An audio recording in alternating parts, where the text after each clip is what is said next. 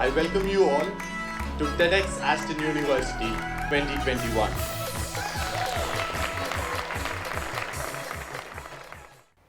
A few years ago, my life was really intense. I was overwhelmed with work, rushing everywhere, filling my days with endless to-do lists and feeling guilty at the end of the day for doing just 1% of it.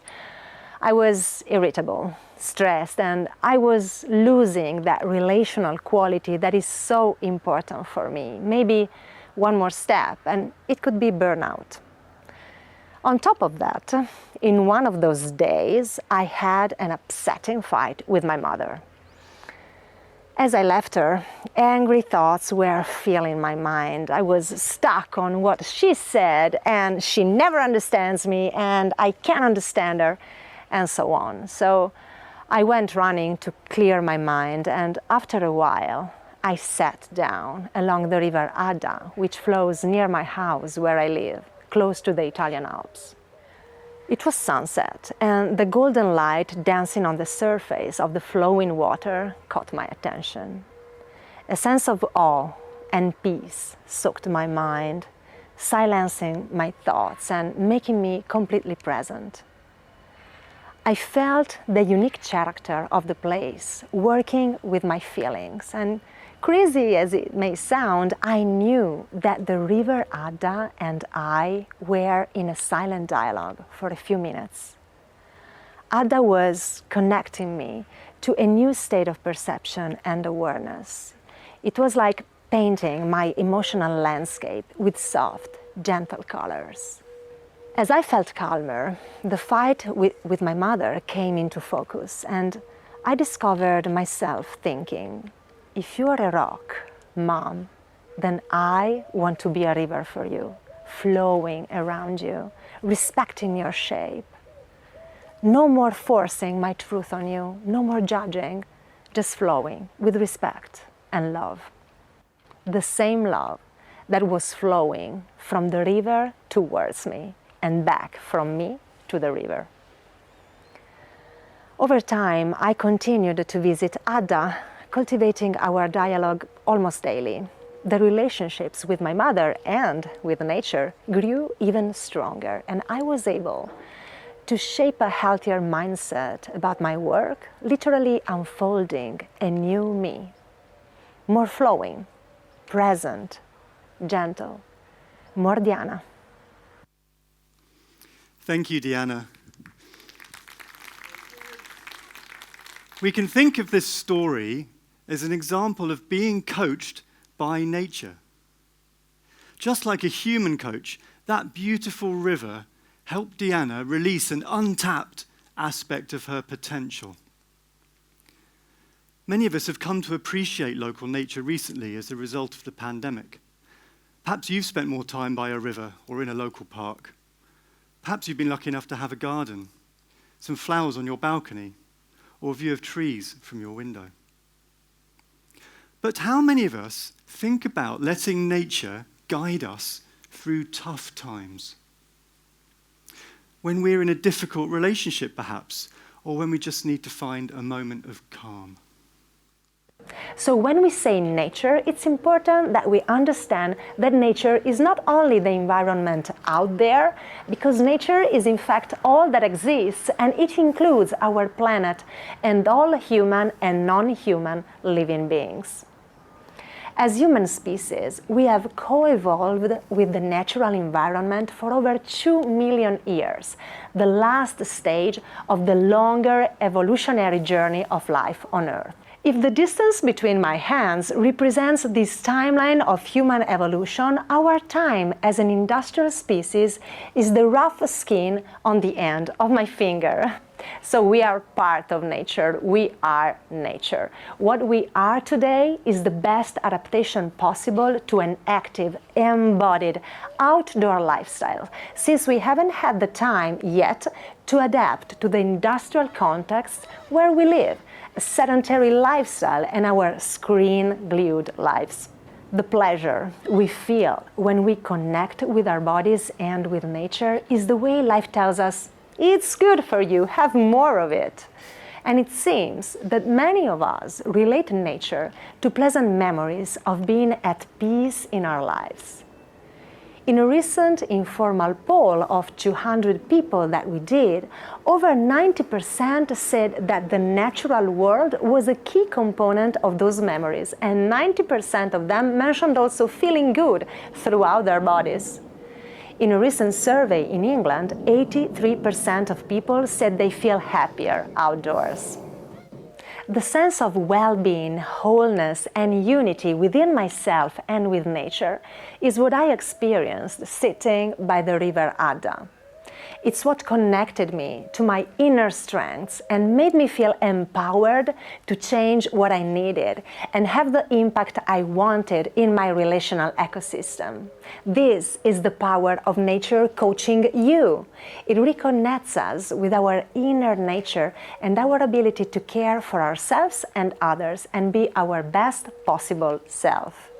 By reviving the relationship between ourselves and our planet, we can also awaken what some call biophilia, a sentiment of belonging and affiliation with the more than human world that makes us feel at one with nature, wanting to do everything to make her feel good.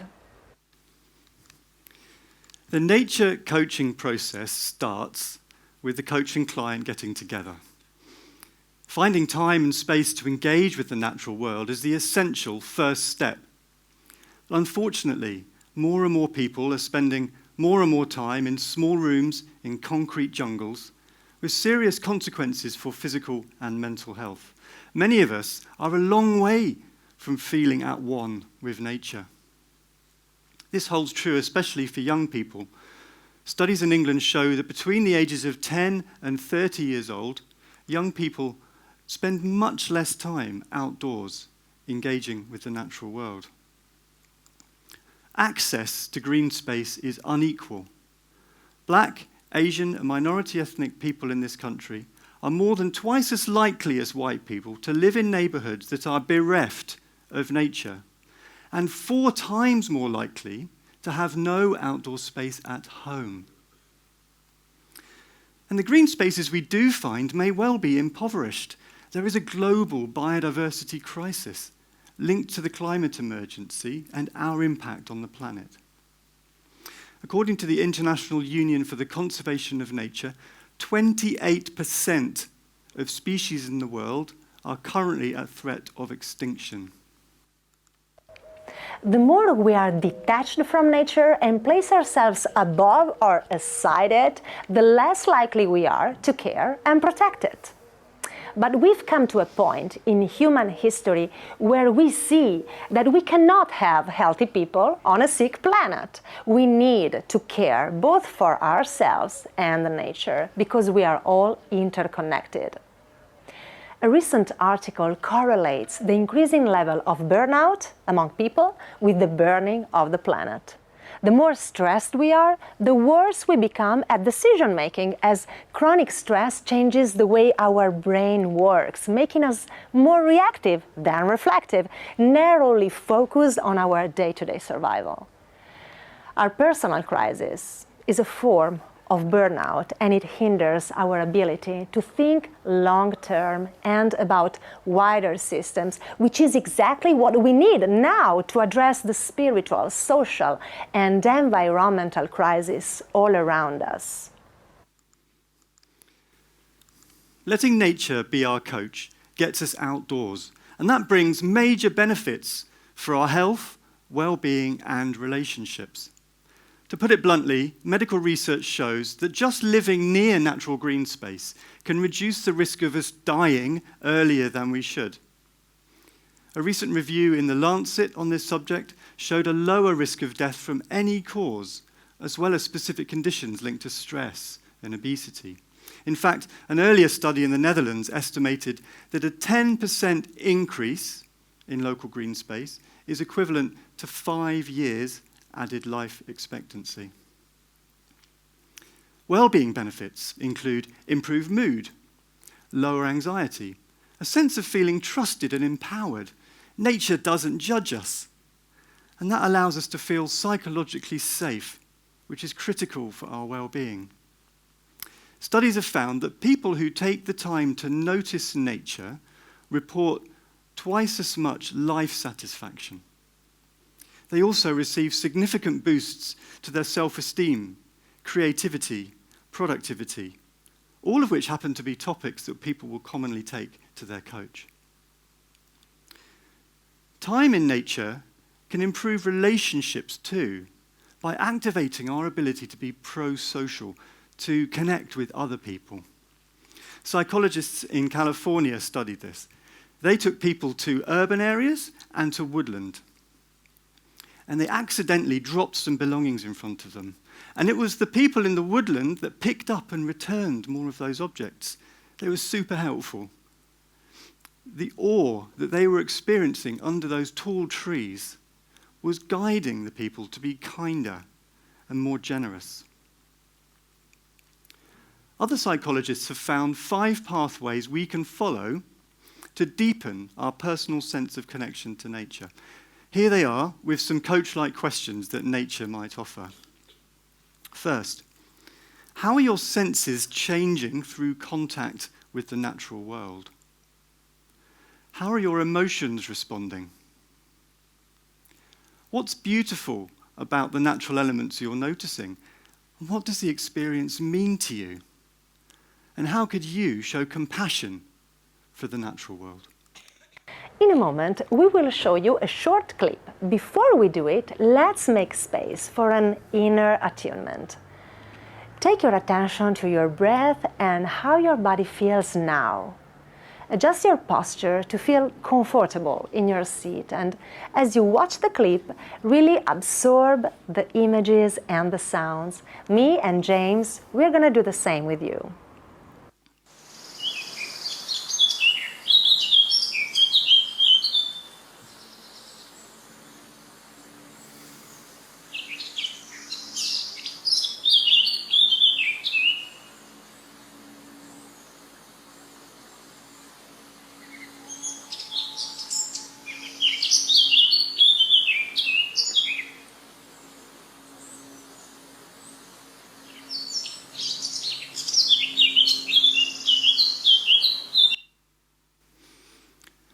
Ask yourself this question: how am I feeling now? Something happens inside us when we watch a clip like that, right? Or when we go outside into a green space. Seeing fractals, like the patterns in the leaves and branches in that movie, relaxes us. So does natural sound, like the bird song we heard. Sunlight lifts our mood and helps us feel less tired. Plant chemicals in the scent of pine forests and herbs reduces our blood pressure and lowers our levels of stress hormones like cortisol. And there are even harmless bacteria in the soil, which also lower stress and help us fight inflammation. As part of nature, we get these benefits for nothing.